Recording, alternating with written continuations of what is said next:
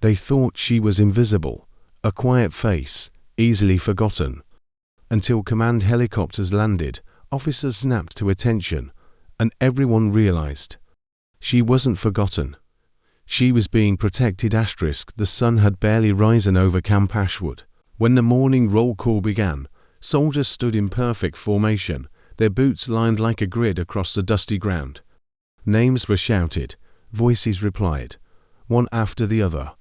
But then a pause hung in the air. Rafiq, Rafiq, the officer repeated, scanning the clipboard, then the line of soldiers. No one answered. A few glanced sideways, confused. One soldier whispered, "Who's that?" Another shrug, maybe a typo. The officer moved on, uninterested, just another name, forgotten, somewhere behind the barracks. The woman in question sat quietly under a shaded structure, sipping from a metal cup, her hijab tucked neatly around her face. She watched the parade from a distance, unnoticed as always. No one had ever asked where she was from or why she barely spoke. She worked in silence, moved in silence, and vanished when things got loud. Her daily routine seemed unimportant, always behind a screen, reviewing satellite feeds or decoding transmissions. Some thought she was just IT support. Others assumed she was an intelligence intern. Truth was, no one really cared to know. Even during mission briefings, she sat in the corner with a notepad, listening more than speaking. Her presence was like background noise, never disruptive, never central. But what no one realized was that every move she made was deliberate. Every word she didn't say was calculated. And every day she remained invisible was because she chose to be. That morning, they skipped her name like it didn't matter. But what they didn't know was that they hadn't just ignored a name, they had overlooked the one person who could change everything. Later that same afternoon, the camp's usual rhythm was interrupted by the sudden arrival of a high-ranking convoy. Black SUVs rolled past the gates, dust trailing behind, and soldiers straightened instinctively. A general no one had seen before stepped out, followed by two aides, their expressions unreadable. They moved with purpose, heading straight for the command tent. Inside, the commanding officers scrambled to stand at attention. "Where's Specialist Amina Rafiq?" the general asked without greeting. The room fell silent. Someone flipped through a folder. Another officer muttered, We didn't realize she was still assigned here." The general raised an eyebrow. "She's not only assigned here. She's the reason I'm here." The weight of those words crushed the air. Minutes later, a junior soldier was sent running through the base, asking everyone the same question. "Do you know where to find Rafiq?" One corporal finally remembered her sitting quietly near the satellite trailer. They found her there, calmly logging data, unaware of the commotion unfolding around her. When she was summoned to the main tent, she walked without hesitation, her boots light on the gravel, her presence still somehow invisible. Inside, the general gave a slight nod when she entered. "Specialist Rafiq," he said firmly, "you're being activated for Shadow Recon analysis, effective immediately." The room blinked. Shadow Recon was not something spoken of lightly. It was elite, classified, reserved for only the most trusted. Her eyes didn't widen, and her breath didn't catch. She simply nodded and said, "Understood, sir." Around her, officers stared in disbelief. The same woman they ignored, the one whose name they skipped at roll call, had just been pulled into the most elite operation on record. And suddenly, everyone realized she hadn't been invisible. She had simply been above their clearance. Word spread like wildfire across the base. The woman they overlooked was now part of Shadow Recon. Curiosity turned into whispers, whispers into theories. Soldiers who had never spoken to Amina before now watched her closely as she packed her gear with quiet precision. But none dared approach her. Something in her posture, in the calm confidence of her movements, held them back. Later that night, Sergeant Blake, unable to sleep, accessed the secure personnel database. He entered her name. The screen blinked. then locked. A warning flashed, unauthorized access attempt. Shadow clearance required. His eyes widened. No one on this base had ever triggered that response. Not even the colonel. The next morning, Major Collins received a restricted file, personally delivered from command. He opened it in his office, alone. What he saw changed everything.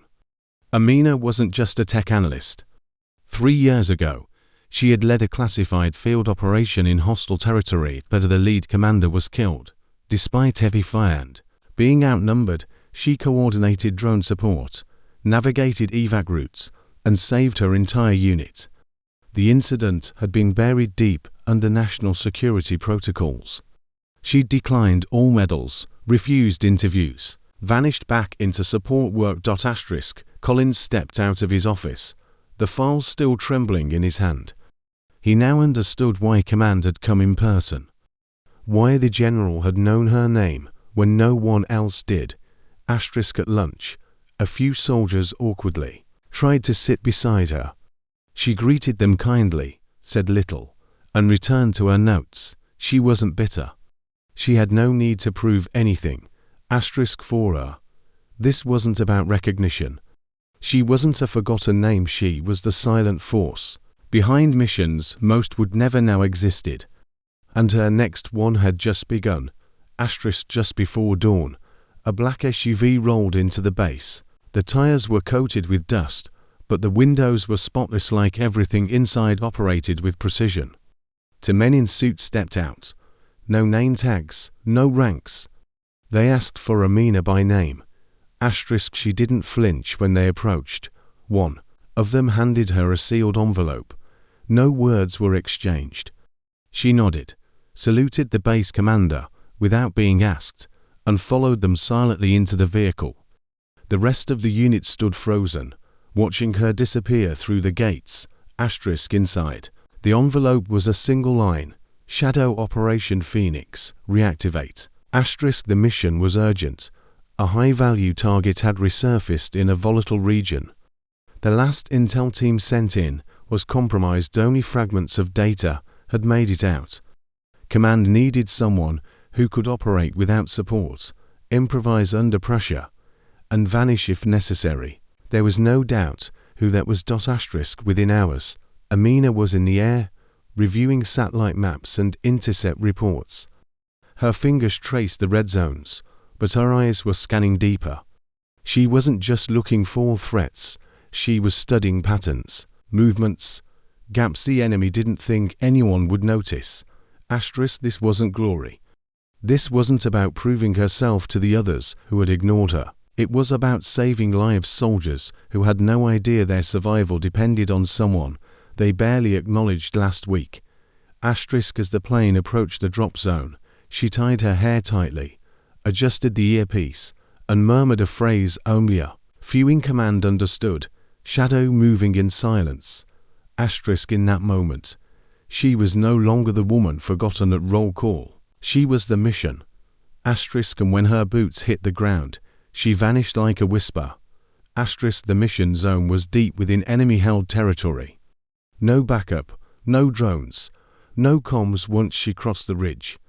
Amina moved through the jungle like she was part of it, silent, steady, invisible, every step calculated, every breath measured.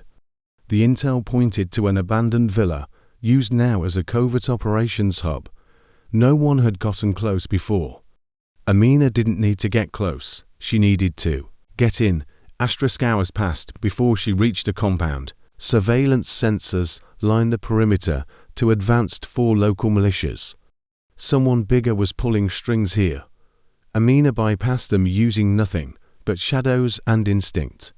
She infiltrated the main building, located the server room, and planted a silent signal. Data began uploading to a satellite that no one knew still existed. Mission nearly complete. But then movement. 2 armed guards. Then 4. A trap. Instead of retreating, she lured them to the opposite wing with false noise, using her last smoke grenade to create confusion. When they stormed the wrong section, she slipped out. but not before tagging the location and copying the entire server's contents to a secure drive hidden in her boot. Extraction was impossible. She activated her emergency protocol, hiked 14 miles to a remote ridge, where a single helicopter would pass by at dawn if command trusted. She was alive. She reached the spot as the sun cracked over the horizon. Her radio was dead, her legs bleeding. But when that shadow of a chopper circled once, then landed, she finally allowed herself to breathe. Back at base, no one dared meet her eyes except the general. He approached, took her hand, and said, "They'll never forget your name again, Agent Amina." And from that day forward, no roll call skipped her. Because legends are never forgotten. If this story moved you, don't forget to like, comment, and share with others. Subscribe to Hidden Brave for more powerful, real-life hero stories that deserve to be heard.